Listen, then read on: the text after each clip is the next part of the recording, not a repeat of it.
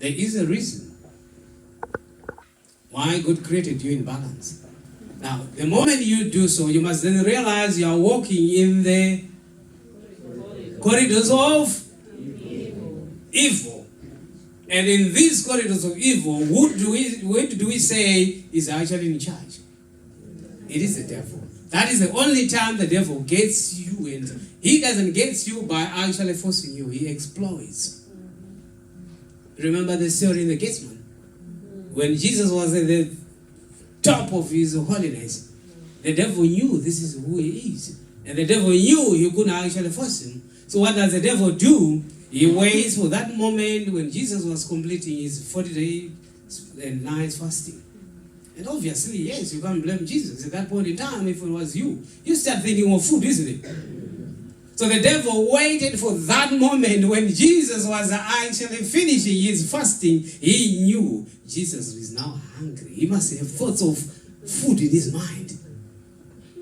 So this is the time when the devil comes. And then he goes, Jesus, I understand you are God's son. You've got all these powers. Why don't you turn the stones into bread? Why? It's because the devil knew at that point in time Jesus was actually starting to think he was in the corridors of food. And the devil knew I could actually try, sneak in with an idea and suggestion and try to encourage him.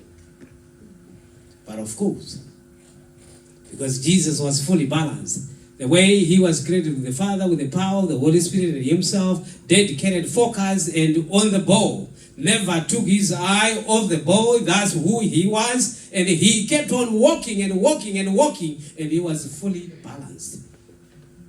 So the devil fell flat on his face. Because Jesus was balanced. There was no way the devil could unhinge him by trying and influence him. What do you think would have happened if it was Petrus? What do you think would have happened? I would have said, of course, yes, devil, thank you. Let me just turn the stones into bread. Because I would have been hungry. I did 40 days, 40 nights. That's no joke, isn't it? Petrus would have actually used the power that the Father has given him. But by so doing, he was going to unhinge and balance himself. Because he's a balanced person as God has given him and created him.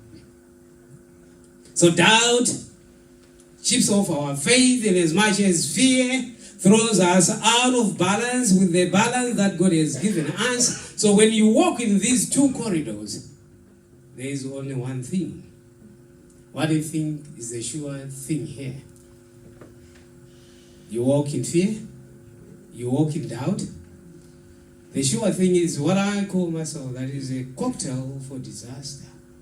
A Christian who walks in fear, a Christian who walks in doubt, is actually a cocktail for disaster. Sooner or later, I'm going to be history. You will say, yeah, we saw him when he came from Zimbabwe.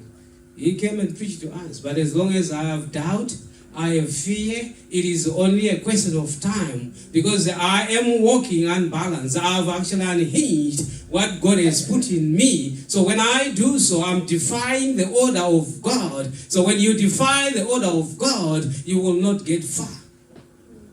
There is a reason why God created you in balance. Why God said, I have not created you with a spirit of fear. Understand it is a spirit. That's why we're talking it is a corridor. Evil corridor. I have not created you with a spirit of fear, timidity, but I created you with a spirit of sound mind, power, and love. So now let's go back to our scenarios.